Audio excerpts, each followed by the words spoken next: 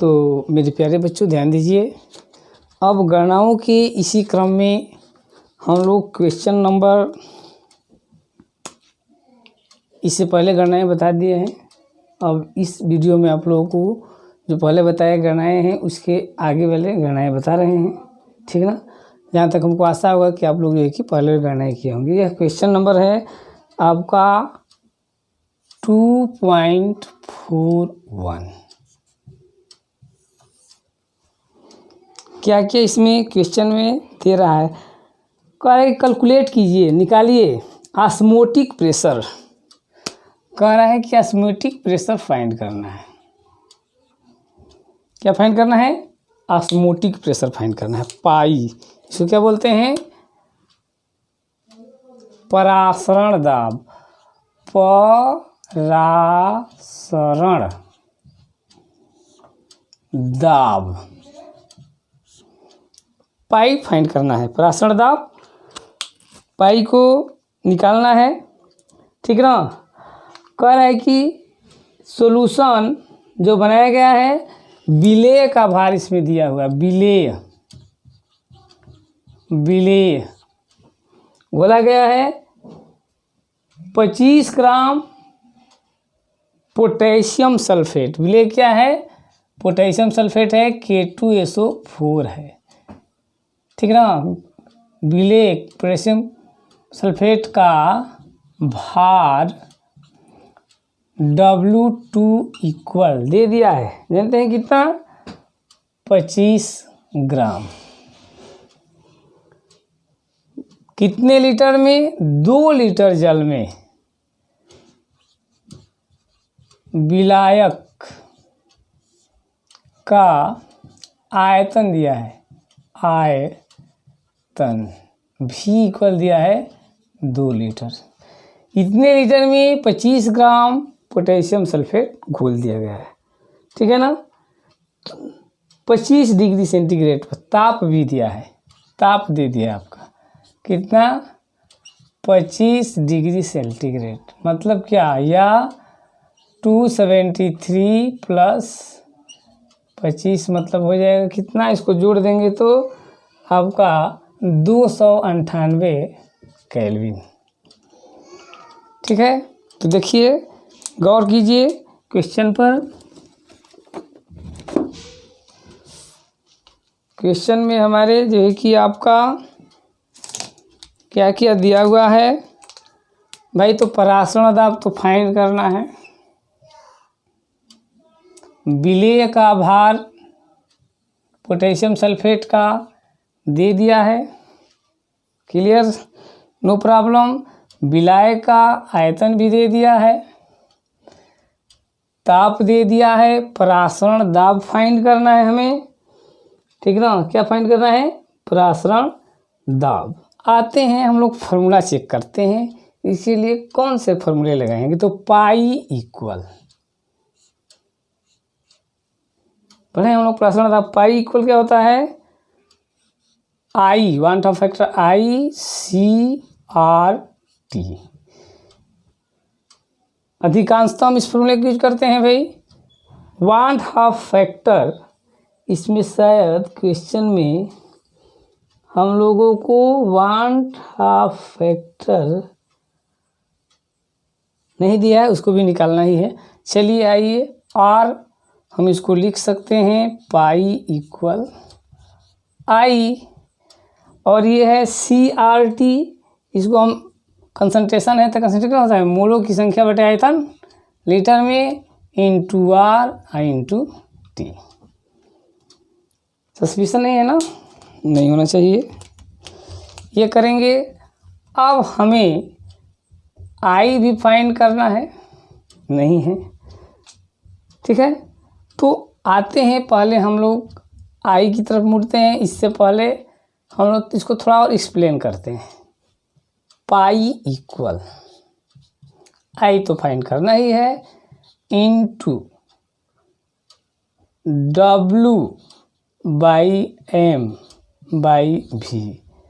Into R into T। सब value fix है। I हम लोग फाइंड कर लेंगे। तो I कैसे फाइंड करेंगे?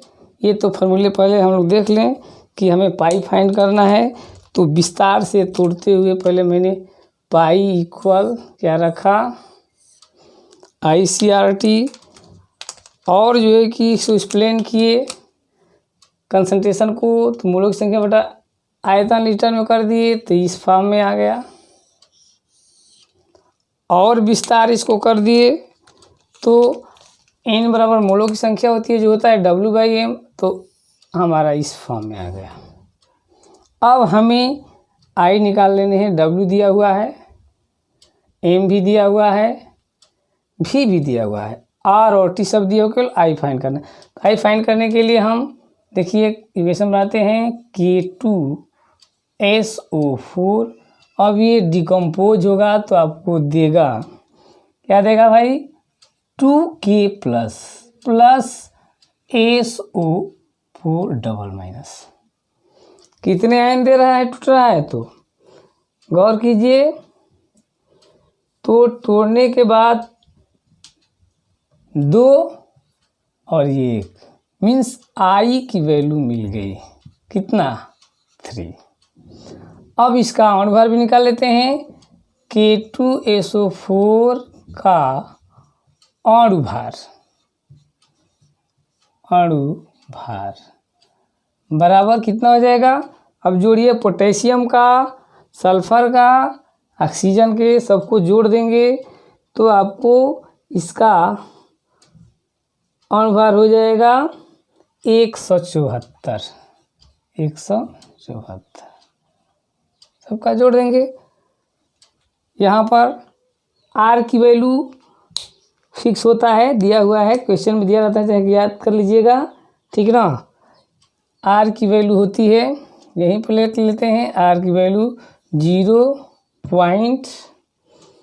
ले लेंगे, इतना R की वैल्यू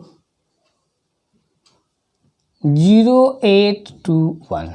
अक्सर आप लोग पढ़े होंगे, जानते होंगे, नहीं जानते हैं तो ये फिक्स वैल्यू है, याद कर लीजिए, अक्सर जो है कि इसका यूज होता है। अब हम पाई इक्वल I निकाल ही लिए 3, W है, ये है आपका W2 25, M फाइंड ही कर लिए, अणुभार 174, ठीक है, into 1/V 2 litre, R 0.0821 into temperature कितना है भाई मेरे, तो टेम्परेचर भी निकाल लिए हैं 298। ये हो गया आपका, सब वैल्यू रख दिए, ध्यान दीजिए, सब वैल्यू पुट कर दिया गया है,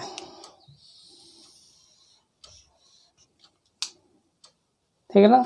सब value pi equal IW/M V हो गया, सब वैल्यू को हम लोग ने पुट कर दिया और इसको कैलकुलेट करेंगे तो हमें पाई इक्वल मिलेगा आपका 5 पॉइंट कितना 27 गुणे 10⁻³ ATM।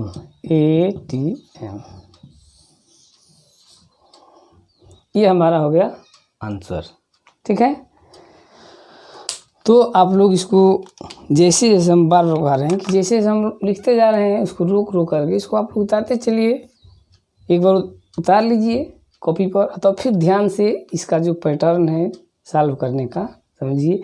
2 बार 3 बार जब इसको देखेंगे इस वीडियो को ध्यान से और सुनेंगे तो जो है कि आप लोग को हर क्वेश्चन समझ में आ जाएंगे। इसलिए जो है कि आप लोग थरोली एकदम धीरे धीरे लिख कर बताया जा रहा है, ठीक। और दूसरा क्वेश्चन है, देखते हैं हम लोग क्या है। तो दूसरा क्वेश्चन है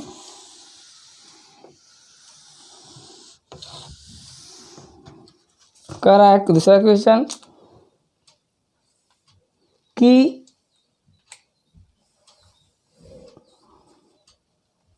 एयर का मिश्रण है जिसमें बहुत सारे गैसें हैं, ठीक। एयर के एक मिश्रण में बहुत सारे गैसें हैं जिसमें कि ऑक्सीजन और नाइट्रोजन का परसेंटेज दिया हुआ है। ऑक्सीजन और नाइट्रोजन, ऑक्सीजन दिया हुआ है, इसमें कितना परसेंट है?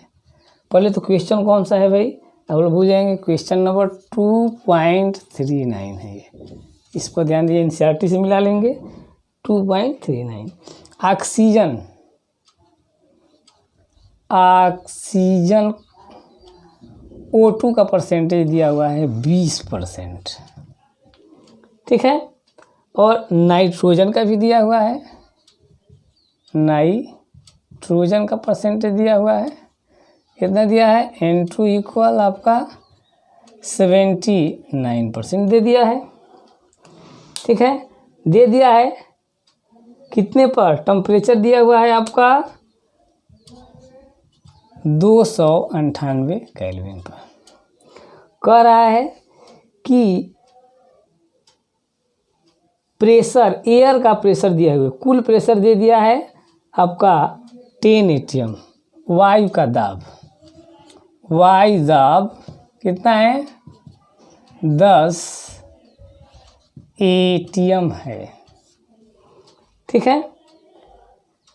If Henry constant of oxygen और नाइट्रोजन KHO2, ऑक्सीजन का हेनरी कांस्टेंट दिया हुआ है KHO2 3.30 इंटू 10⁻7 दे दिया है आपका, इतना हेनरी कांस्टेंट।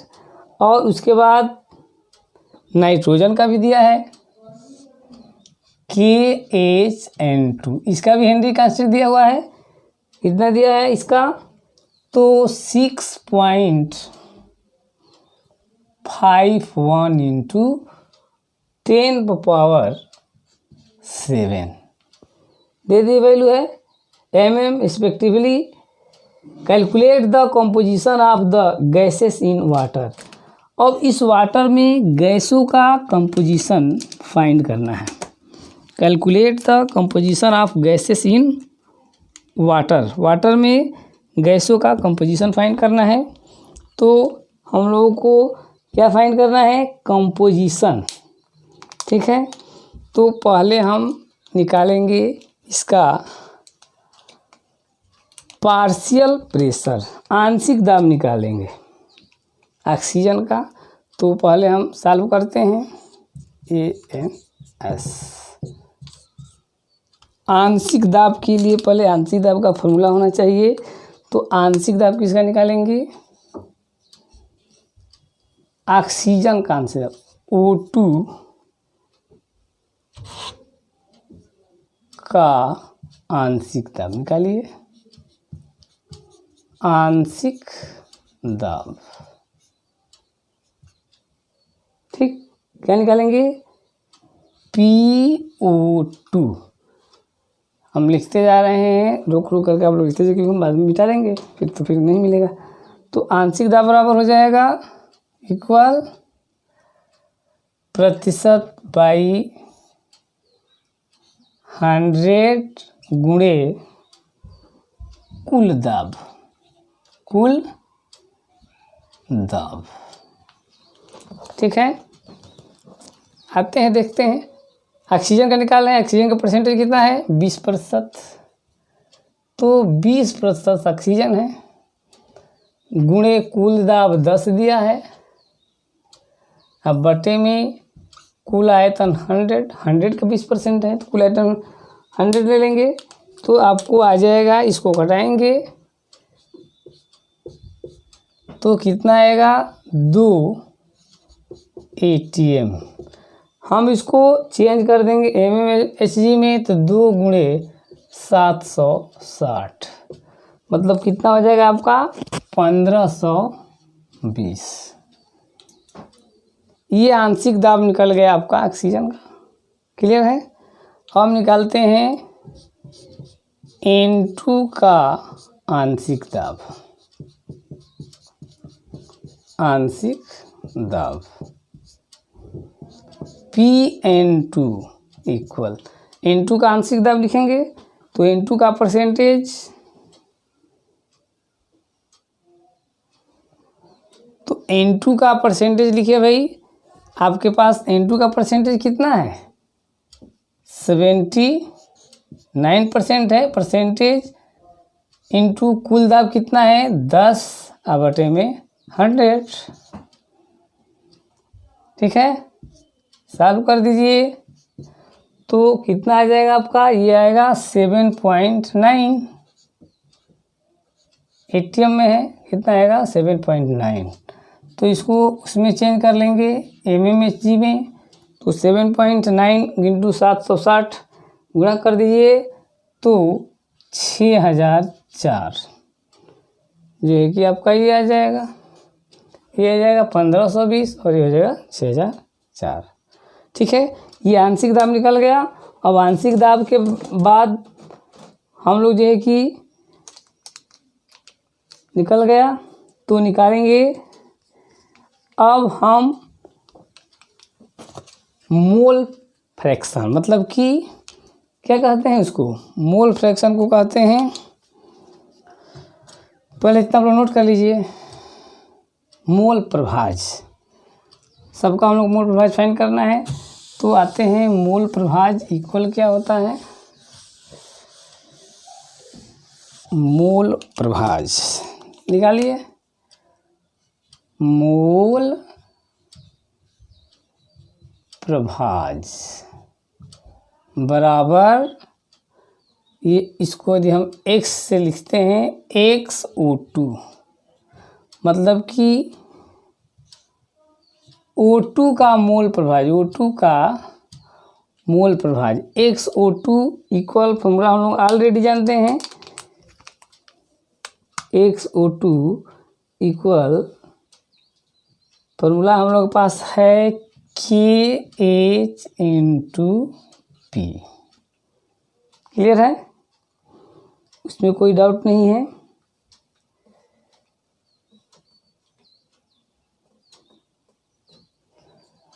तो PO2 और N2 का मोल प्रभाज XN2 इक्वल, दोनों का निकालना है। तो XO2 इक्वल आंशिक दाब PO2/KH, और यहाँ भी हो जाएगा PN2/KH। हम निकाले हैं आंशिक दाब अभी इसके आगे वाले जो है कि स्टेप में, तो निकाले थे इसका 1520 बटे में KH क्वेश्चन में दिया था, आप लोग लिखा गया था KH कितना दिया था 3.30 10⁻7। सॉल्व कीजिए इसको, अपने आराम से कर लेंगे, कैलकुलेशन करना है तो आ जाएगा 4.61 × 10⁵। इसी तरह से इसका रख दीजिए, इसका कितना निकालता हम लोग 6004 बटे में इसका केस कितना दिया था 6.51 × 10⁻7। सॉल्व कर दीजिए इसको भी, तो ये आ जाएगा 9.22 × 10⁻, आपका। तो ये आपका हो गया। पूछ रहा है कि कंपोजिशन ऑफ द गैस, गैसों का क्या उसमें योगदान होगा। तो गैसों का योगदान मतलब कि मोल प्रभाज, गैसों का योगदान मतलब कि मोल प्रभाज पूछ रहा है, कितना अंश उसमें होगा भाई। तो ऑक्सीजन का मोल प्रभाज इतना और नाइट्रोजन का मोल प्रभाज इतना। मोल प्रभाज निकालने के लिए केस दे दिया था, हम लोग ने आंशिक दाब निकाला। तो आंशिक दाब इक्वल क्या था, गैस का परसेंटेज बाई कुल आयतन, गैस का आयतन बटे कुल आयतन इंटू कुल दाब से ऑक्सीजन को निकाल लिए थे। नाइट्रोजन के लिए नाइट्रोजन का आयतन बटे कुल आयतन इंटू कुल दाब निकाल लिए थे। PO2 निकाल लिए थे, NO2 निकाल लिए थे, यहाँ पर रख दिए। कांस्टेंट दिया हुआ है, हेनरी कांस्टेंट रख दिए तो हमारा निकल गया। ठीक ना। और इसके बाद जो है कि हम लोग अब मिलते हैं अगले वीडियो में। ठीक ना। ठीक, इसको जो है कि आप लोग करते रहिए। और एक बात ये है कि आप कीजिए, बार बार इसको 2 बार 3 बार करेंगे भाई तब देखिए समझ में आएगा। ठीक है ना। इस तरह से जल्दी आएगा नहीं। और अपने मित्रों को, अगल बगल में जो भी सहपाठी है या रिश्तेदारी में भी है, उसको भी फ़ायदा पहुंचाने के लिए मेरे चैनल को उसके पास शेयर कर दीजिए। ठीक ना। और उसको बोलिए सब्सक्राइब कर ले, ताकि जैसे जैसे ये कोर्स चलेगा, थियरी, न्यूमेरिकल, तो उन लोगों को भी फ़ायदा मिलेगा। ठीक ना। अभी कब स्कूल खुलेगा तो कब जो है जा कर के आपका इस मतलब पढ़ाई होगी, तब तक आप लोग जो है कि कुछ ना कुछ लेते रहिए। थोड़ा सा खर्च करना है और अधिक से अधिक जो है कि आप लोगों को सर्कुलेट जानकारियाँ मिलती रहेगी। अब चाहेंगे तो बार बार जहाँ भी फंस रहा है तो वहाँ भी जो है कि आप क्लिक करके जो है कि इसको समझ सकते हैं। ठीक है ना। ओके।